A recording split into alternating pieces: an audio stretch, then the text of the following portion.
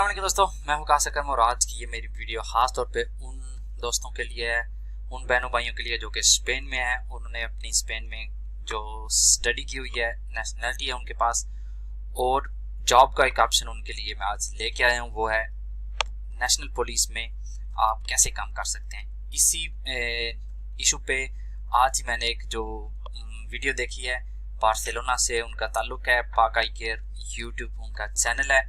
बहुत ही अच्छे जो है टॉपिक्स पे वो वीडियोस भी बनाते हैं। इस टॉपिक पे भी उन्होंने वीडियो बनाई, मुझे मतलब बहुत अच्छी लगी। कुछ एक दो चीज़ें रह गई थी तो मैंने समझा इसको थोड़ा सा कंप्लीट करके मैं भी जो है ना आप लोगों के साथ ये इन्फॉर्मेशन शेयर कर सकता हूँ। तो मैं ये आपको नज़र आ रहा होगा उनका जो यूट्यूब चैनल है उसके ऊपर जाके भी आपको बहुत ज़्यादा अच्छी जो है ना वो वीडियोज़ इतने सारे जो हमारी जो प्रॉब्लम्स हैं स्पेन में उसके बारे में बहुत ज़्यादा उनकी वीडियोज़ हैं, आप उनको विजिट कर सकते हैं। तो मैं थोड़ा सा उसी वीडियो को थोड़ा सा रिपीट करके और जो मैं आपको इस वीडियो में दिखाने जा रहा हूँ या आप किस तरह से नेशनल पुलिस में काम कर सकते हैं, तो वो थोड़ा सा हिंदी से मैं आपको बताता हूँ, जो कि मैं आज की इस वीडियो में मैं आप लोगों के साथ शेयर करने जा रहा हूँ। तो सबसे पहले मैं आप लोगों को बताऊंगा कि हमारे जो अगर मैं इसके लिए अप्लाई करना चाह रहा हूँ, नेशनल पुलिस में काम के लिए अप्लाई करने जा रहा हूँ, तो कौन कौन सी रिक्वायरमेंट्स हैं ये सबसे पहले मैं आपको बताऊंगा। उसके बाद जब मैंने अप्लाई कर दिया तो जो प्रूवास होते हैं, जो टेस्ट होते हैं, वो कौन कौन से हैं। उसमें 3 किस्म के टेस्ट होते हैं। एक जो फिजिक टेस्ट होता है उसके बारे में मैं आपको बताऊंगा बाकायदा, कौन कौन सी एक्सरसाइज उसमें जो है ना वो या कौन कौन सी एक्टिविटीज आप लोगों से मांगी जाएगी, औरतों के लिए और मर्दों के लिए एक जो है ना वो प्रूवा डिफरेंट है, वो भी मैं आपको बताऊंगा।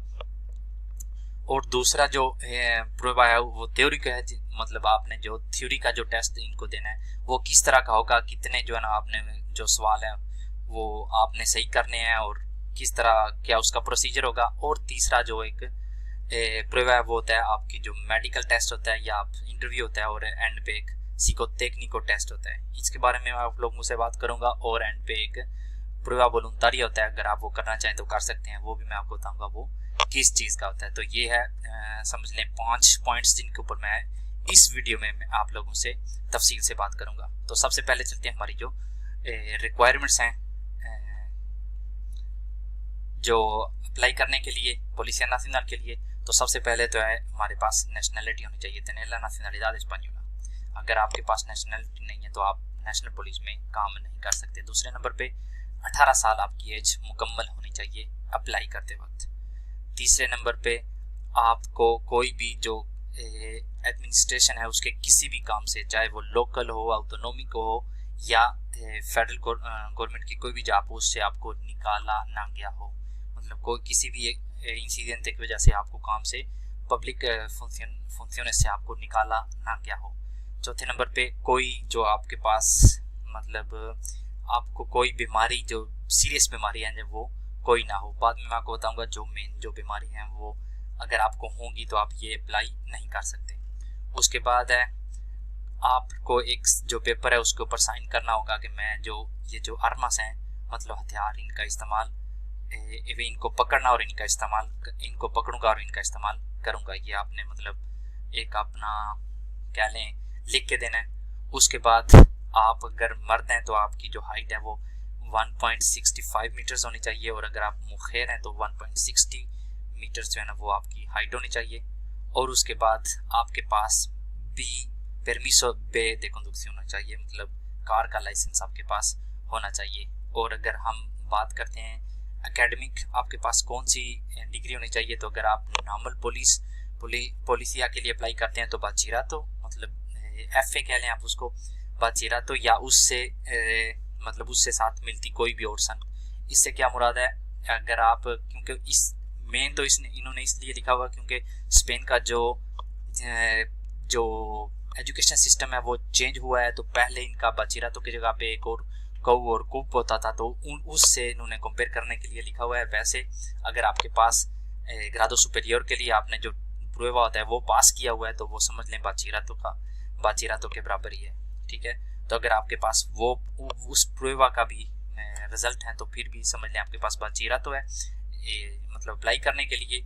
और अगर आप नॉर्मल पोलिसिया के लिए नहीं बल्कि इंस्पेक्टर के लिए अप्लाई करना चाहते हैं तो आपके पास होना चाहिए इधर का जो कार्रेरा यूनिवर्सिटारिया, मतलब 4 साल का जो ग्रेजुएशन होती है यूनिवर्सिटी कोर्स, वो आपके पास होना चाहिए। लेकिन अगर आप नॉर्मल पुलिस के लिए अप्लाई करते हैं तो आपका मतलब FA होनी चाहिए आपके पास, मतलब बाचीरा।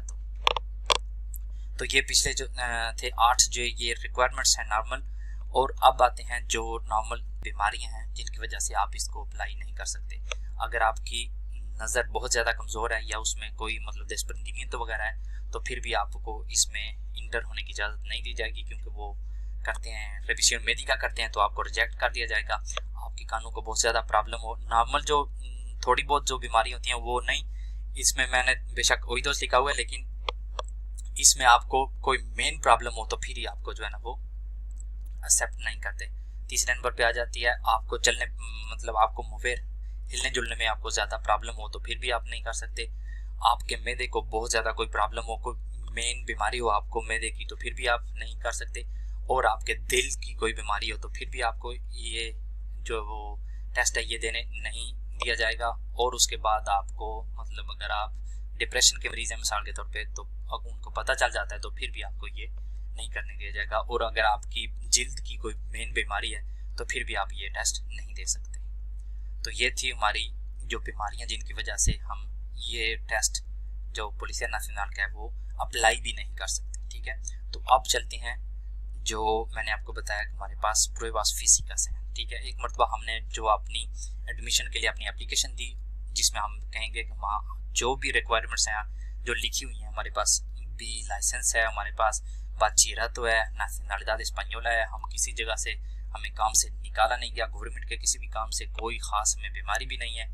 जो पहले मैंने आपको रिक्वायरमेंट्स बताई हैं वो अगर हम पूरी करते हैं तो फिर हम करेंगे अप्लाई नेशनल पुलिस के लिए।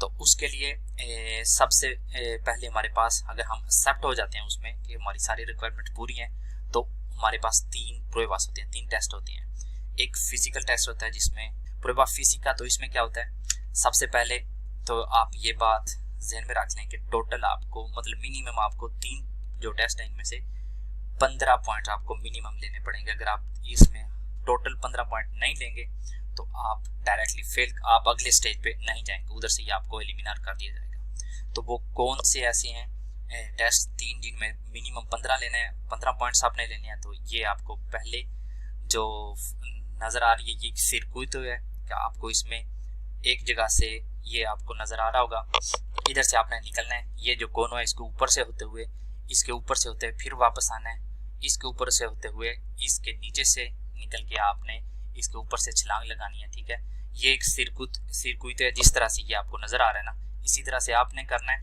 और जितने भी आप कम टाइम में करेंगे उतने ज़्यादा आपको पॉइंट्स मिलेंगे। अगर आप इसको करते हैं 8.2 सेकंड्स में तो आपको मिलेंगे 10 पॉइंट, ये जो मैक्सिमम है आप हासिल कर सकते हैं।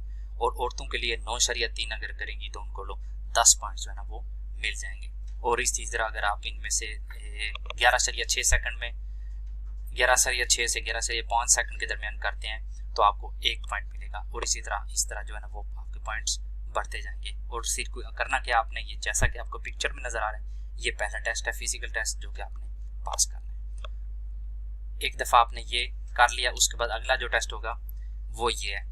मर्दों के लिए ये है और औरतों के लिए थोड़ा सा डिफरेंट है, जो मैंने बाद में आपको बताता हूँ। मर्दों के लिए ये है कि आपने ये जो दोमिनादास हैं ये करनी है बिल्कुल जैसा कि आपको ये तस्वीर में नज़र आ रहा है, इस तरह से शुरू करके एंड पे आपने अपनी जो ये आपकी जो बर्बी है ये इसके ऊपर वो ये लकड़ी जो आपकी नज़र आ रही है या इसमें कोई ईयर होगा तो उसके ऊपर आपकी बर्बी आ जाएगी। ठीक है, तो ये एक दोमिनादा कोंतार की जाएगी। अगर आप 17 करते हैं तो आपको 10 पॉइंट मिलेंगे और अगर आप 8 से 9 करते हैं तो 4 पॉइंट, 10 से 11 5 पॉइंट।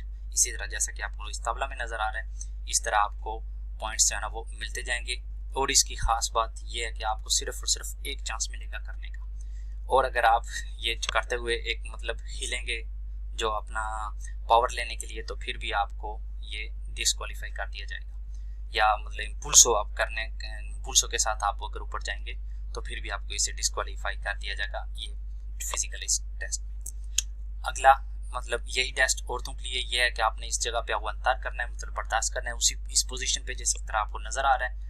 और जितने भी आप सेकंड्स करेंगे अगर 95 या उससे ज़्यादा सेकंड्स करती हैं तो आपको 10 पॉइंट मिलेंगे। इसमें भी सिर्फ और सिर्फ एक ही चांस होता है, 1 से 2 बार आप जो है ना वो ट्राई नहीं कर सकते। तो ये था जो दूसरा फिजिकल टेस्ट, औरतों और मर्दों के लिए डिफरेंट है।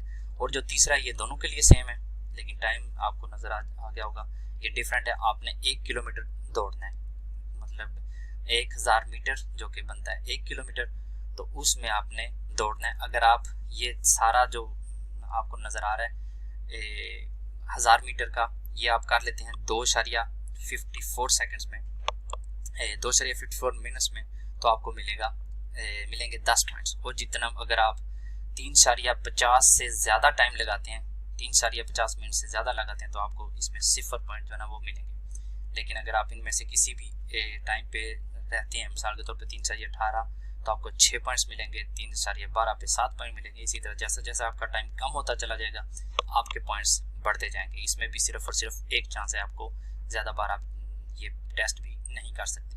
और ये जो टाइमिंग है ये औरतों की है। अगर एक औरत 3.24 सेकंड्स में करती है तो उसको 10 पॉइंट मिलेंगे, और अगर उससे कम ज़्यादा टाइम में करती है तो आपके पॉइंट्स जो है ना वो कम होते जाएंगे। तो ये था फिजिकल टेस्ट, तीसरा जो टेस्ट है फिजिकल। और अब हम चलते हैं जो थ्योरी में। अगर आप इसमें मिनिमम, मिसाल के तौर पे तीनों टेस्टों के जो है ना वो 10-10 पॉइंट्स हैं, तो अगर आप इनमें मिनिमम 15 नहीं लेंगे, तीनों में मिला के 15 नहीं आप हासिल करते, तो आप अगले टेस्ट से जाने से पहले डिस्क्वालीफाई हो जाएंगे और आपको अगले टेस्ट में जाने की इजाज़त नहीं दी जाएगी।